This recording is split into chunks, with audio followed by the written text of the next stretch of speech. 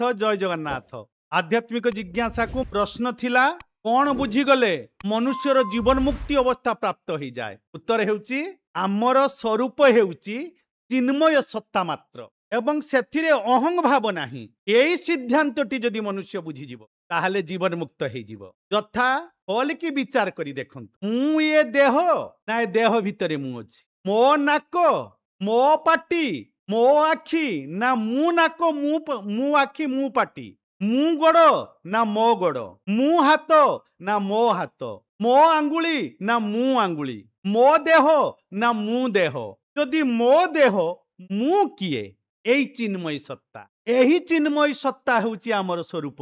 मु किए आमे न जानी पारी एथिरे किछि कथा नाही। सद्गुरु जदि आसी जिवे सी हमकु जानि नेबे, के देखि नेबे, किंतु प्रकृत रे मो देह मु देह नुहे तो। मो देह माने मु अलगा देह अलगा।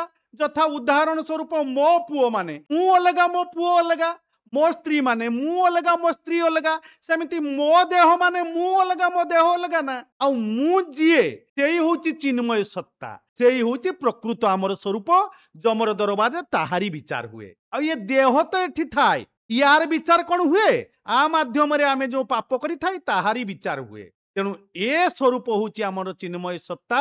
एतिक जदि आमे बुझी जिबा ताहले सांगे सांगे जीवन मुक्त अवस्था आसी जीवो। जीवन मुक्त माने माने भगवत पदार बिंद को जीवा पाई भक्ति प्राप्त करिबा पाई उपयोगी बनी जीवा। जेउ दिन जीव आत्मा परम रे मिसी जीवो सेही दिन जीव आत्मा आउ देह न धरिबो, जीवन मुक्त अवस्था हे जीवो। पुणी आज आध्यात्मिक जिज्ञासा को प्रश्न, संघर्ष जाति बा धर्म को आधार करी होई न थाए। कौन एहार मूल आधार अटे? काहे की संघर्ष घटे?